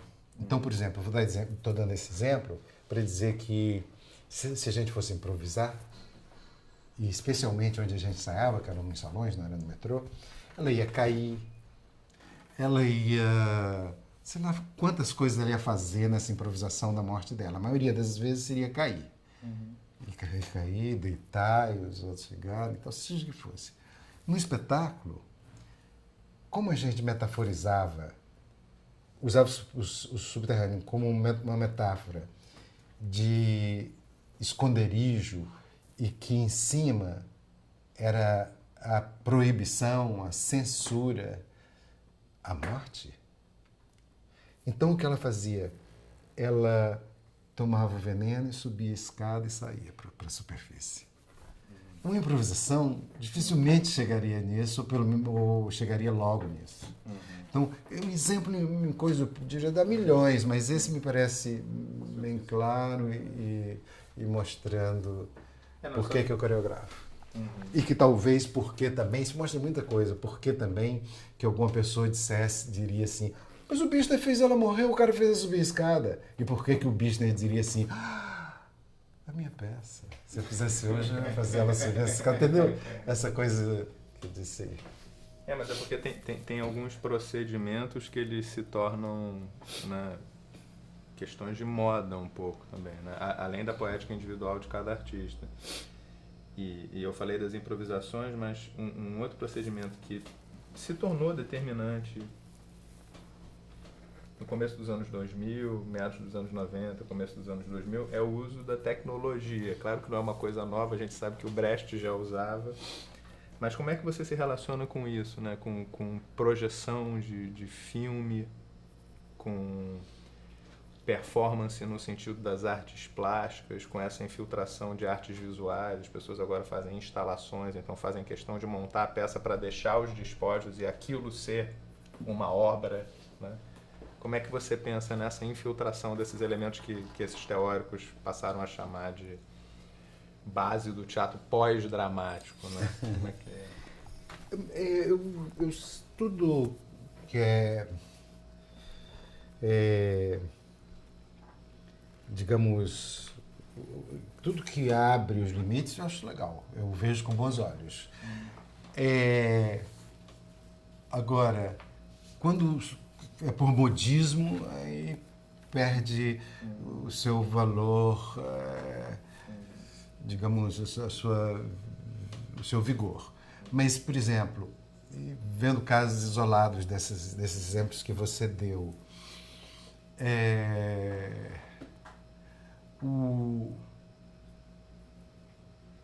o vídeo, por exemplo, o uso de uma linguagem cinematográfica, para mim, ele é ruim quando você acha que o teatro não tem meios para mostrar aquilo e precisa do vídeo. Aí é ruim, porque o teatro tem meios de mostrar melhor que o vídeo. Do exemplo do Moby Dick. O Moby Dick, em alto mar, tem uma baleia que é personagem tal e tal e tal. Foi filmado nos anos 60. E ninguém pensava em fazer em teatro porque não dizia, não pode fazer. Como é que eu vou fazer um navio? Como é que eu vou fazer o mar? Como é que eu vou fazer uma tripulação de 60 marinheiros que tem no navio? E, sobretudo, como é que eu vou fazer a baleia? Então, de fato, o teatro, naquele tempo, não tinha suficiente consciência da sua poética, ou tinha perdido, porque o Shakespeare tinha essa consciência, tinha perdido a consciência da sua poética e não saberia fazer. Então, o cinema fez. Eu acho que o teatro hoje faz melhor do que o cinema, porque a baleia do cinema é meia falsa. Se você olhar, descobrir, ela é inventada, porque não é uma baleia de verdade, é um instrumento lá, sei lá como. E o teatro pode fazer uma baleia na imaginação, que cada um constrói a sua de verdade. Enfim. Então, quando o cinema quer mostrar, porque passa no mar, então vou projetar o mar, eu acho pobre. Eu posso projetar o mar melhor, sem o cinema. Quando o cinema sai do palco e vai para a rua, e você aí mostra a rua, eu acho pobre. Porque o teatro pode fazer isso. Quando tem as cenas de trânsito, não sei o que e tal, eu acho pobre. A gente pode fazer isso. Incêndios, por exemplo, tem no filme a cena que o ônibus incendeia. Se eu projetasse uma cena do ônibus, eu acho pobre. Eu prefiro procurar no teatro uma coisa que eu faço com os baldes, com o elemento que eu estou usando para fazer. Então, nesse sentido, eu acho. Mas quando o cinema, o vídeo, vem dialogar se integrar a poética do palco, aí eu acho bom. Não sei como, não precisa ser só abstratamente. Pode ser mesmo num jogo, cinema e ação. Sei lá, eu não vi todas as coisas da Cristiane, minha amiga, mas, por exemplo, me lembro que no Júlia tinha umas coisas lindas dessa possibilidade de diálogo. Não era nem entre linguagens diferentes, era o cinema encontrando o seu lugar na poética cênica. Então, eu acho que aí é legal e bem-vinda. A questão das artes plásticas, você sabe que às vezes, eu acho que tem a ver sim, às vezes, não tenho acompanhado muito, principalmente espetáculos que é uma instalação e tal, isso e aquilo. Mas eu acho, às vezes eu já me pensei fazendo assim, cara, eu podia expor uma coisa dessa aqui num museu como instalação, uma coisa de um espetáculo meu. Eu podia expor esse aqui, por exemplo, eu fico me lembrando Os Comerciantes, uma peça que eu fiz do Gorky. Na verdade chamava Igor Bulitchov e Outros, mas era de uma trilogia que ele nunca completou, que chamaria Os Comerciantes. Tinha uma hora que tinha uma coisa do tempo, que eu estava com uma taça e botava um relógio dentro da taça. Tac. E tinha umas coisas assim, eu digo, posso botar isso aqui e fazer uma instalação. Eu digo, às vezes eu podia me lançar como artista plástico com algumas instalações tiradas de espetáculos meus. Estou aqui sendo muito você fez isso na TV Brasil, não é? No cenário da arte do artista, né? São uma instalação com um pedaço de cenários das peças todas e tal, porque tudo tem esse elemento. Então, eu acho que sim, eu acho que as artes plásticas atuais, elas se aproximaram do teatro. Às vezes eu vou ver uma instalação, numa visita a uma exposição, ver uma instalação, eu digo, ela é incompleta. Sinto falta de mais teatro nela. Isso aqui é incompleto. Se isso aqui fosse só um cenário, estava ótimo, porque aí em cima disso vamos fazer uma coisa. Ela é incompleta, ela não fala completamente. Então, o que eu acho que a instalação, ela muitas vezes é isso, é um cenário absoluto, que quer ser só cenário mesmo. Mas às vezes ela não chega lá. E aí precisaria do teatro e tal. Então eu acho bem-vindos. Eu acho ruim às vezes é isso, é assim, eu vou usar vídeo porque tem que usar vídeo. Eu vou, por exemplo, não sei qual foi um amigo que eu conversei há pouco tempo, não sei quem foi, me dizendo assim, não era brasileiro, dizendo que foi o festival tanto, tal, e dos 25 espetáculos apresentados, 19 tinha microfone. Tinha um microfone, cena da microfonada. Como uma moda, agora microfona. Agora, se você sentir absoluta necessidade, microfone. Claro. Por exemplo, eu nunca tinha feito nada com vídeo. A primeira vez que eu fiz foi com Hamlet. Eu botei um vídeo, uma câmera, na mão do Horácio, que é o cara que o Hamlet, no final, diz assim para ele, vai e conte a minha história. O Horácio quer se matar também no final, quer beber o veneno, e diz, não, eu preciso de você, eu não posso, sem você ninguém vai saber da minha história. Conte a minha história, vai e conte a minha história. Pá, taquei-lhe uma câmera. E ele, primeira vez que o Hamlet entra em cena, que tem aí tiro vários usos mais. O Hamlet entra em cena, aí tem um elenco grande, e ele senta pela beira e tal, e ele é o Hamlet. Então o Horácio já entra nele, com o close dele, eu tenho uma tela enorme atrás, está tudo acontecendo, mas está o Hamlet, as suas reações, mostradas grande atrás, a reação de vir para o casamento da mãe, ali e tal, e ter o diálogo depois, ele está todo ali. E outras horas o Horácio não pode, eu passo a câmera para outro. Mas, por exemplo, quando ele diz para o Horácio assim, olhe para o rei, veja se ele pisca quando a gente estiver fazendo a peça que mostra o assassinato que ele cometeu. Vamos ver lá. Aí o Horácio vai lá, a câmera no rei. para ver a expressão dele. E bem grande o Horácio filmando o que ele disse. Então eu acho que estava numa integração absoluta. Vez por outra, vem um crítico e diz assim, para que uma câmera? Para que vídeo? Porra, eu não quis mostrar uma montanha, não quis mostrar ali, figurar o que o teatro não podia, porque se passa em muitos lugares, se passa no navio que leva ele para a Inglaterra, podia mostrar o navio. Nada disso me interessa. Interessa eu ver como que eu trabalho com ela lá dentro, com aquilo. E tinha mais uma coisa, por exemplo, a hora que o próprio ator fazia o Hamlet, o pai do Hamlet. Ele estava com a cabeça de fora e o corpo todo de armadura. Pouco a armadura era do pai do Hamlet, ele tentava dar um plano que ele tivesse completo, um plano que fosse só a cabeça, quando fosse o Hamlet. Ou seja, tinha mil usos para câmera. Então, usei muito câmera ali. Então, eu me lembro, e microfone. Quando eu fiz o Moby Dick, tem uma cena final, antes da final, a última cena, que era uma...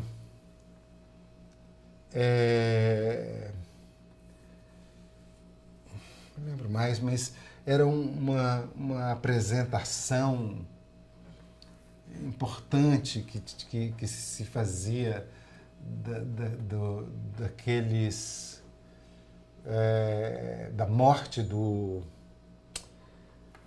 Wahhabi na luta com a baleia, e que, enfim, um cara dava voltas com o microfone contando como se fosse aqueles cara nas praças que contam essas como que chama, as aventuras e tal, e tinha todo sentido. Eu botei o microfone. Imaginava que nesse mesmo momento 19 entre 25 peças de festivais estariam mostrando, e outras tantas peças no mundo estariam fazendo isso, mas faça se você acha que é necessário, mas não faça por moda. E caberia ao crítico, ao bom crítico, discernir, né? Exatamente. O que é necessário e o que não é. Aí é uma coisa que a gente até falou alguma vez disso, dessa função criativa da crítica. Pois é. Era assim, eu queria me encaminhar para aí, né?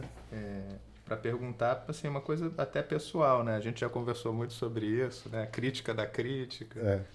Mas a crítica tem importância, ou já teve importância para o teu trabalho, assim, concretamente, né? Do mesmo jeito que eu acho que essa conversa está bem concreta, né? Falando de coisas concretas. Assim, já teve um crítico com quem você trabalhou que fosse um interlocutor? Já aconteceu alguma vez que você se lembre de um texto sobre um trabalho teu retroalimentar a tua produção? Assim, qual é a possível relação produtiva, criativa, né? Entre um diretor e um crítico, por exemplo? Patrick, na crítica jornalística, praticamente não me lembro. Teve o contrário. Teve crítico que atrapalhasse, muito. Porque algum crítico espantou público, porque o espetáculo sem público falta uma parte dele, e os atores que se retroalimentam da resposta do público, não precisa ser uma resposta de riso, é só a resposta de presença e atenção, seja do que for, começam a encolher. Então, muito espetáculo meu já sofreu desse tipo de reação negativa, um espetáculo começou vigoroso, já foi assim porque os críticos, uma crítica afastou o público. Mas uma crítica, sim, que disse horrores e afastou o público. Digo aqui numa avaliação de crítica assim. Aí o que ele dizia também era pobre. E muitas vezes, por outro lado, muitas críticas elogiosas não me diziam nada, a não ser que bem que elogiou para não tirar o público. Mas que era um elogio de quem não percebeu, achou legal, achou bonito, achou inteligente, achou qualquer coisa, mas não percebeu. Então essa crítica de jornal poucas vezes me alimentou. Alguma vez, talvez, teve um crítico que eu achei que... Até tive também discussões com ele, mas que tinha uma invasão maior, uma criação maior, uma participação maior, que foi o Ian Michalski. de quem até me tornei amigo depois que ele deixou de ser crítico. Nada contra ser amigo enquanto crítico, mas eu digo depois que ele deixou de ser crítico, ele passou a ser o coordenador dos cursos da CAL, e lá a gente tinha uma convivência, e a gente, enfim, conversava muito, e eu achava, e o Ian tinha muitas vezes isso. Outras vezes ele era tragado pela pressa da imprensa, pelo espaço da imprensa, apesar de naquele tempo ter espaço maior. Eu me lembro que uma vez eu fiz um espetáculo que eram 4 peças, uma por dia. Que eram 2 do Roberto Ataíde E e 2 duas do Flávio Maia. Exatamente. E aí era o mesmo estrutura cenográfica com mudanças. E o mesmo elenco. Então a gente ia um dia, outro. E o Ian ganhou uma página inteira para criticar as 4. E o nome do grupo chamava Grêmio Dramático Brasileiro. O título da crítica, nem sei se é dele ou do editor, era ótimo, era Grêmio perde de 3-1. Era muito bom, muito bom. Muito bom. Aí, mas ficava muito na divisão e tal, mas às vezes tinha espaço. Mas enfim, fica me lembrando do Ian. Agora, fora disso... Um nome, assim, porque eu acho legal a gente valorizar os nomes da crítica brasileira. Como você está fazendo teatro há muito tempo, né? Você está evocando o nome do Ian, mas tem mais gente assim que... Olha, não sei, por exemplo, em São Paulo, alguma vez tive alguma coisa que me ajudou, alguma coisa da Maria Ângela Alves de Lima em algum momento, apesar de repente, eu sempre acho que assim, no conjunto, não por falar bem ou mal, por exemplo, eu vou pegar uma peça que ela falou muito bem, que era Púlcaro Búlgaro, mas era assim de quem não entendeu. Ela falava muito bem, elogiou muito, mas era assim, a noção de dramaturgia, que era uma noção importante num romance cena, ela passou longe. Passou longe da noção de dramaturgia, porque eu digo que não adapto, mas tem uma profunda dramaturgia feita ali que o espetáculo se encarregou de fazer, já que a peça original não tinha. Longe. Mas mesmo assim, alguma coisa da Maria Ângela, alguma coisa do Sábato, e alguma autocrítica. Eu me lembro do Sábato, a propósito da morte de Danton, que o Ian falou mal. E o Sábato me encontrando depois, disse, eu não fui ao Rio nesse tempo, e um amigo meu foi e gostou muito. E um amigo meu gostou muito e me disse, um amigo meu francês, que era um cara que era diretor da Aliança em São Paulo e tal. E eu fiquei achando que o Ian se equivocou. Achava legal esse comentário e alguma coisa que ele disse, esse interesse que o Sábado tem em mergulhar. Alguns críticos, assim, em alguns momentos. Fora da imprensa, aí sim, alguns críticos, alguns trabalhos, assim, de uma outra revista, que falou alguma coisa. Aí sim, um trabalho mais, digamos, ensaístico, aí eu tive bons diálogos assim possíveis. Depois do filme, por exemplo. É porque eu fico só pensando, enfim, que essa questão da importância da crítica tem a ver com a importância social do teatro. Totalmente. Eu estava conversando com o Moacir Chaves, que é germanófilo, que vai para a Alemanha sempre. E eu descobri um site alemão que chama Nachtkritik, que é Crítica da Noite. Em todas as cidades alemãs tem 50 críticos que têm um site e eles têm um compromisso de cobrir todas as estreias no país. E isso está no mesmo lugar. E articula professores e jornalistas do país todo em torno dessa proposta. Aí o Moacir respondeu assim, eu acho que eu vou me mudar para a Alemanha, porque aqui o teatro não tem a importância social que tem lá, né? E que se reflete como potência crítica. Eu acho que nunca teve tão pouco importância social. Incrível você falar isso. Acho que a última mesa redonda, ou a penúltima que eu participo de algumas, foi em Niterói, uma semana quando inaugurou o Teatro da UF.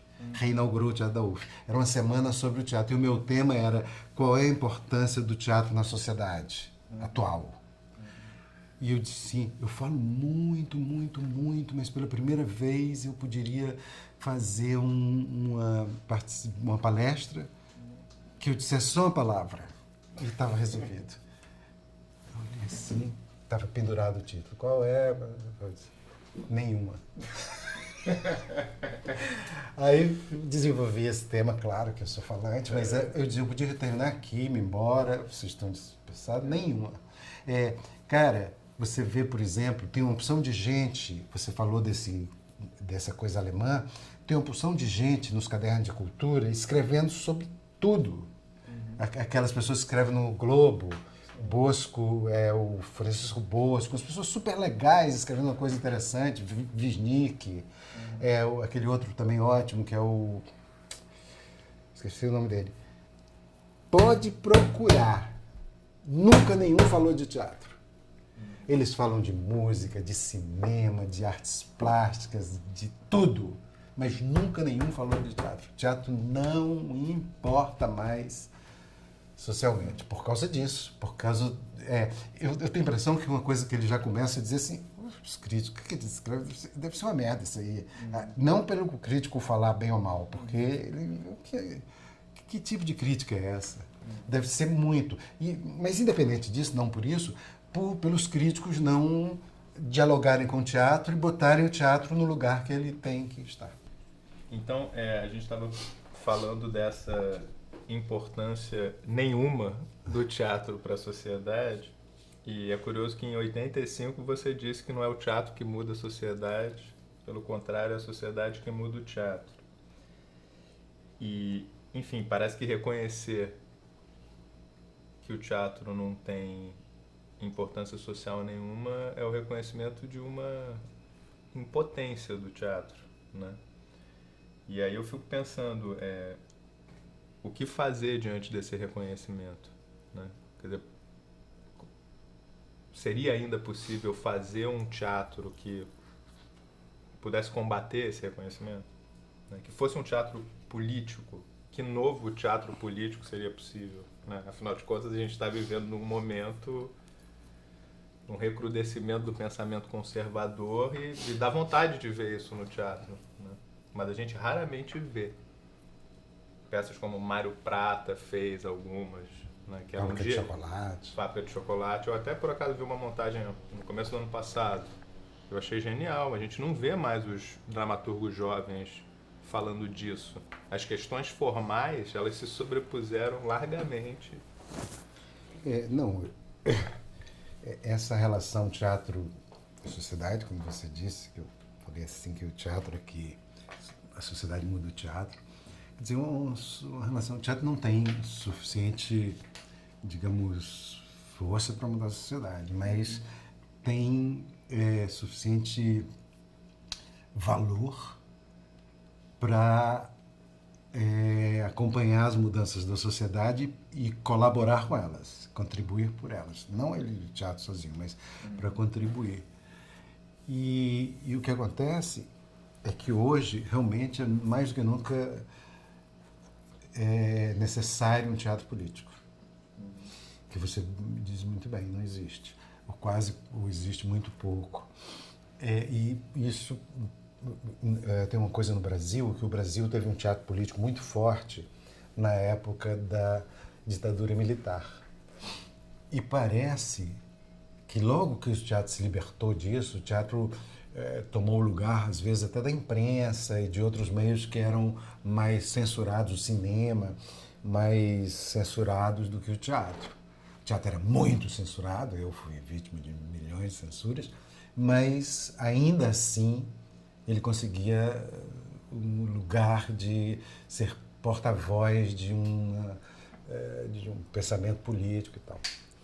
E hoje é assustador, porque você fala dos jovens daquele tempo, que os jovens de hoje não estão escrevendo um teatro mais político. E me pergunto se também não tem a ver com isso, que naquele tempo que o teatro, a sociedade muda o teatro. E a sociedade de hoje, eu vejo jovens com cartazes pedindo intervenção militar na rua. intervenção militar. Aí, se eu digo que os militares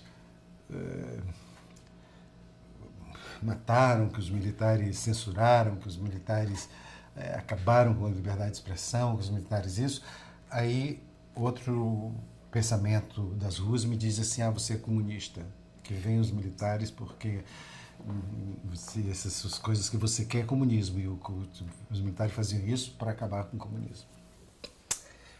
Aí tá difícil de entender. Aí eu fico vendo, às vezes, até pessoas que foram jovens naquele tempo. Eu me lembro, na época, logo depois do golpe, de ler com prazer o Coni, no Correio da Manhã. Era um cara que conseguia, no jornal, até um determinado momento, ele conseguiu fazer uma oposição e ser a voz da gente ali, que estava sufocado pelo golpe. E eu vejo hoje o Coni escrevendo na Folha. O que ele escreve? O Goulart.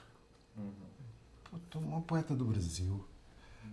Mas o que ele escreve? Que pensamento é esse? Por exemplo, tudo bem que ele tem uma coisa política com o Partido dos Trabalhadores, isso, aquilo, mas ele tem que considerar, num ponto maior, como ele sempre considerou, a sociedade, um equilíbrio, uma quebra de privilégios, o povo. Isso tem que ser antes, e ele tem que ver as suas digamos, as suas discordâncias sob essa luz. Mas não. A coisa do teatro político é descobrir mesmo qual é o teatro político de hoje. E estava dizendo que quando a ditadura acabou, digamos, os artistas de teatro disseram, ufa, enfim, agora a gente vai poder falar de amor. Tá bom, deu esse respiro, mas não precisa falar só de amor, só de tudo. Claro, os temas são enormes e tem peças ótimas falando de morte, sei lá, de tanta coisa importante para falar, mas esse teatro político não precisava desaparecer de todo, pelo contrário, ele precisava acompanhar a sociedade, ver de que forma ele participa dessa discussão política de hoje. É isso que falta. O teatro brasileiro recusou o político e acreditou que o político era só aquele teatro que combatia a ditadura. Eu me lembro de ir a festivais no Uruguai e ver os brasileiros se queixando das peças chilenas, Argentina e Uruguai, porque achavam que elas ainda continuavam fazendo teatro político, a gente já não, como um mérito. Tudo bem, aquele teatro político, para se queixar da ditadura, não precisa mais, mas esse tema é fascinante. Eu li agora uma peça de um autor francês que eu admiro muito, que chama Michel Vanaver, que é um cara de 80 e muitos anos, sei lá. Então tem uma peça dele, que eu acabei de ler, que chama Bittencourt Boulevard, que é uma peça sobre esse escândalo da L'Oréal. E entre os personagens tem, por exemplo, Nicolas Sarkozy, presidente da República. É um personagem da peça. E todos são reais. O contador da Liliane Bittencourt, da velha, da Liliane Bittencourt, filha do cara da L'Oréal. Aquele fotógrafo e espertalhão que se dizia que era o cara que meio seduziu ela e tal. Enfim, todos com seus nomes ali. Esse teatro está faltando aqui. Claro que ele é essencial. A gente tem que, antes de pensar em mudar a sociedade, tem que pensar em ver a sociedade e ver essas contradições. E aqui está rico, porque isso que eu falei agora, isso do que esse movimento atual mostra, é riquíssimo de contradições. Porque, de fato, o cara lá fez uma peça sobre a corrupção. Mas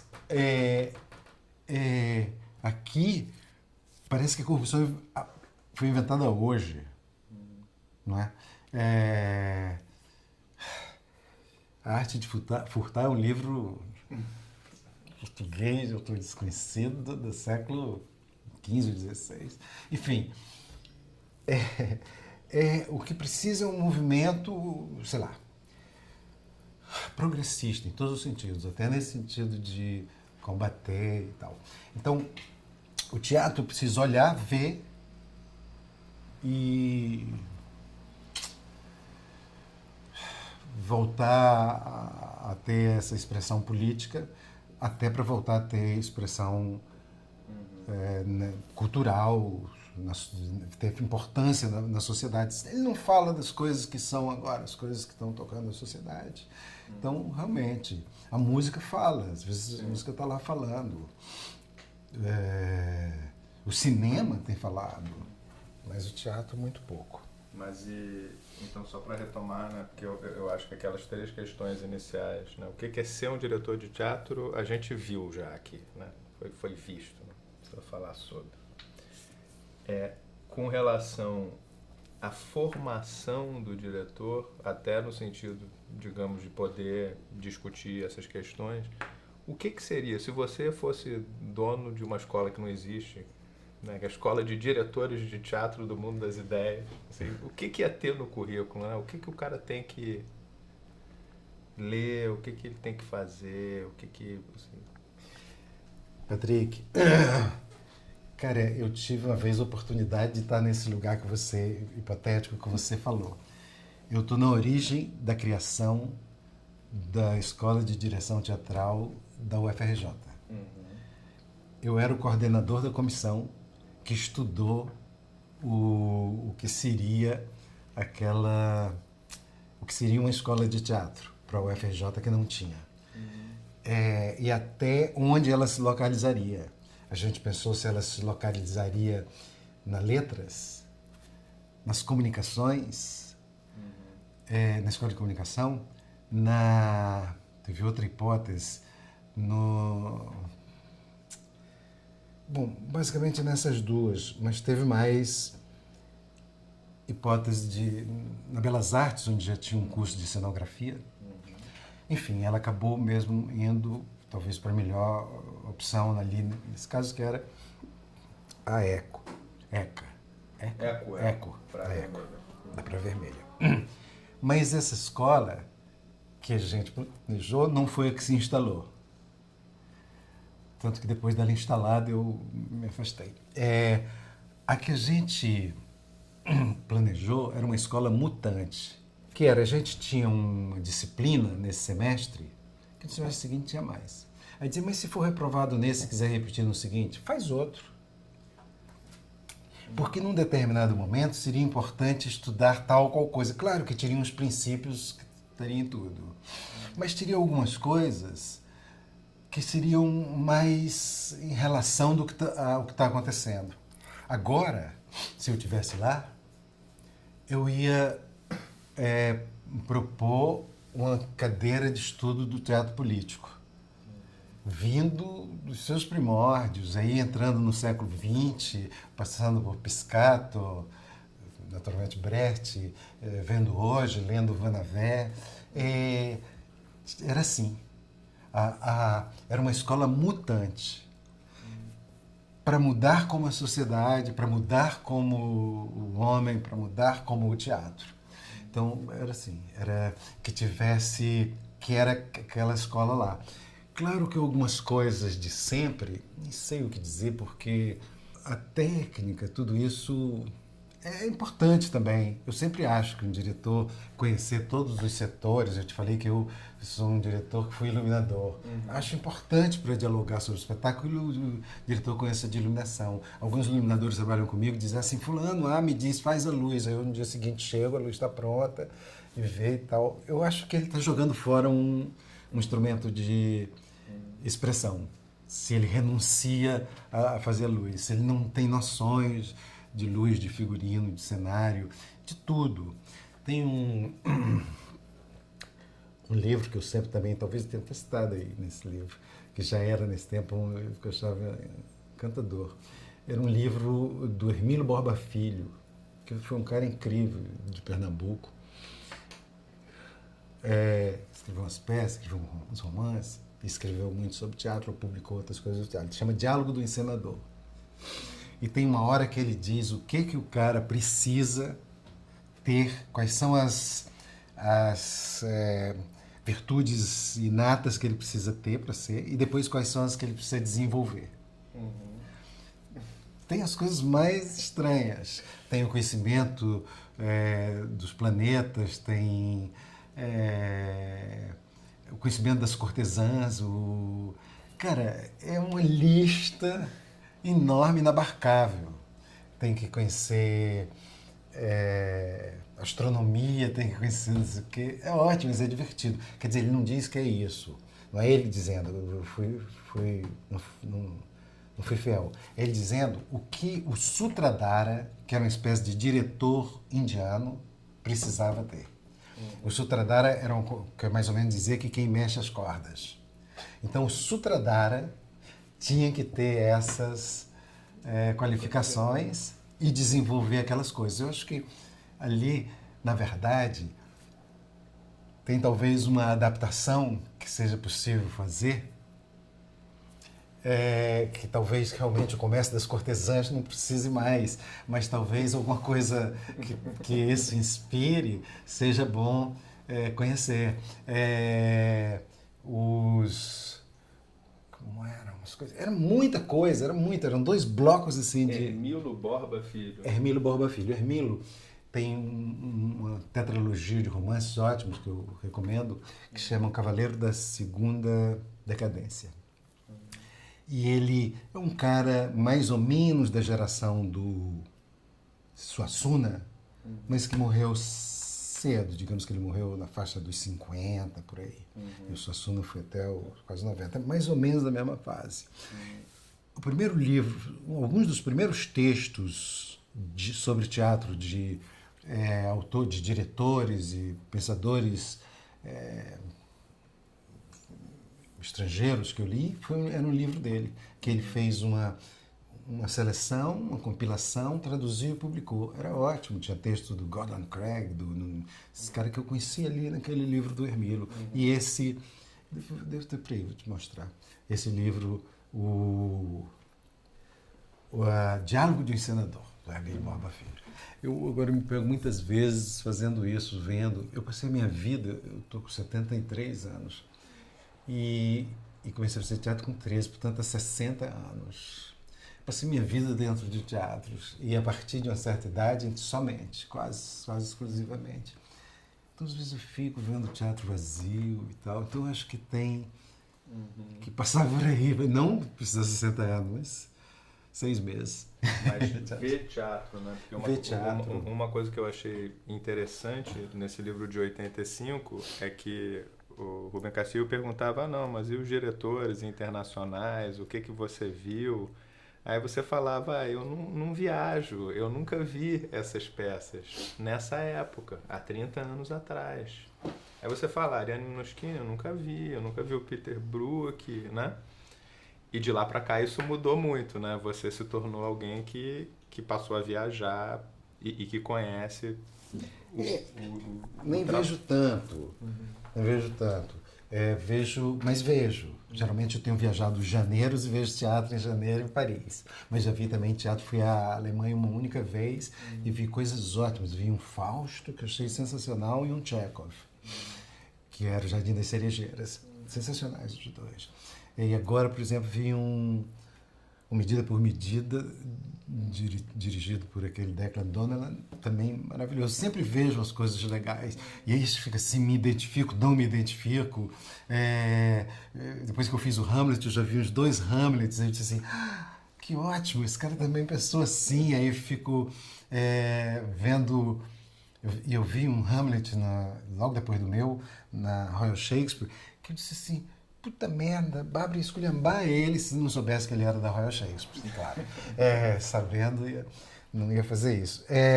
Então, eu tenho visto e é legal mesmo, é importante ver teatro. Nessa época do Uruguai, eu me lembro de ter visto um espetáculo do Vaida, aquele diretor de cinema, Andrés Vaida, W-A-J-D-A, que dirigiu Danton, Vajda. E eu vi uma montagem dele, de um Dostoiévski, que era Crime e Castigo, trecho assim, era ótimo. Então era bom ver teatro, porque você vê, e é uma coisa muito importante, porque o teatro, esse é o grande problema. Você tocou no problema grande, porque você falou de um aspecto, que é viajar para ver. Tem outro aspecto, pior ainda, que é viajar no tempo, que não se pode. Eu posso ver todos os filmes do Glauber Rocha, mas eu não posso ver mais as peças dos Excelsos, a não ser os últimos que estão aí. Eu não posso ver as peças do Zimbinski. Eu sei demais que foi uma revolução para o teatro brasileiro vestido de novo em 1943. Mas o que você acha? A gente vai fazer lá na questão de crítica agora, vai fazer uma mostra de teatro filmado, né? Você está sabendo disso. O que você acha disso? Porque eu adoro ver essas peças. Eu fico louco para ver o Mephisto uruguaio de 85, mesmo que seja com a câmera parada. Esse interesse estudioso de pesquisa é ótimo ter essa coisa, mas essa coisa é recente, não tinha em 43. A maioria das minhas coisas não tem nem registro nenhum.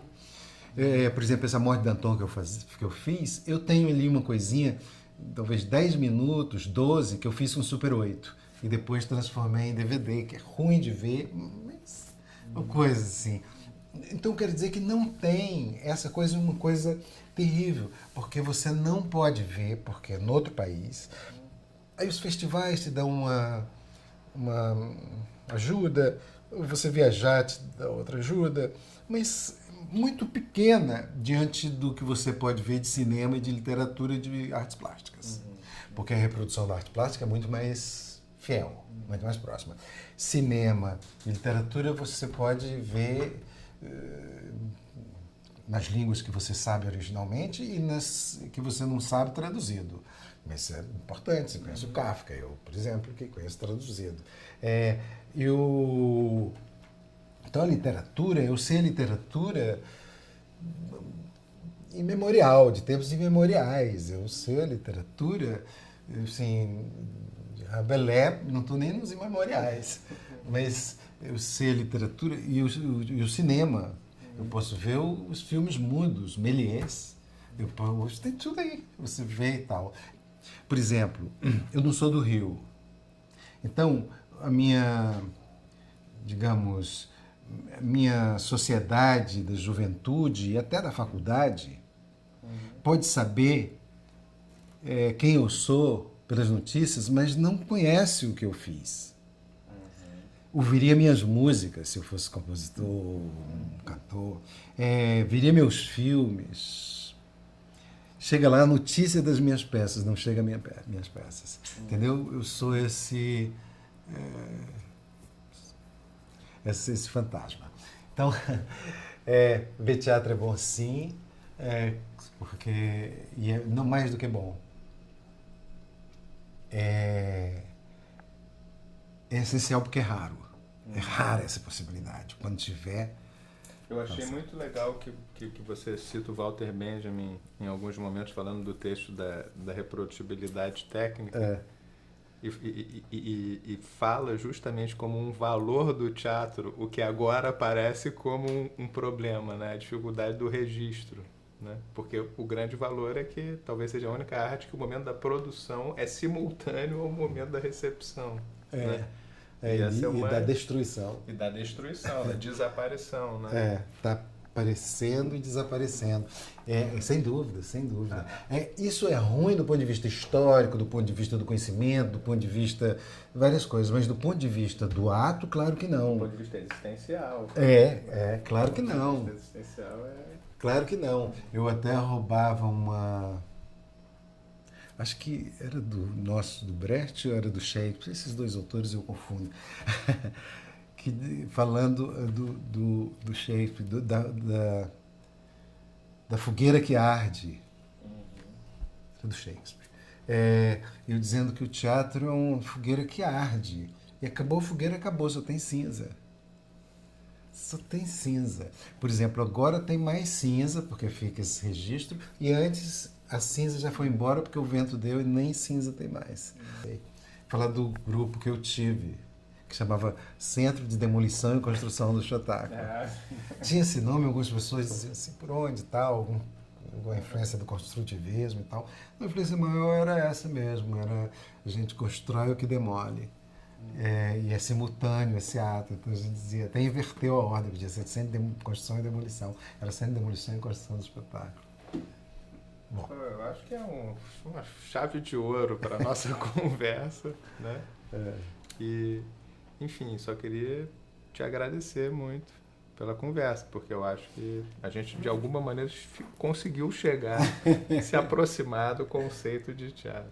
Que bom. Você sabe que eu acho ótimo isso que você está fazendo, que a questão de crítica, essa questão de crítica está ocupando um lugar ultra necessário, né?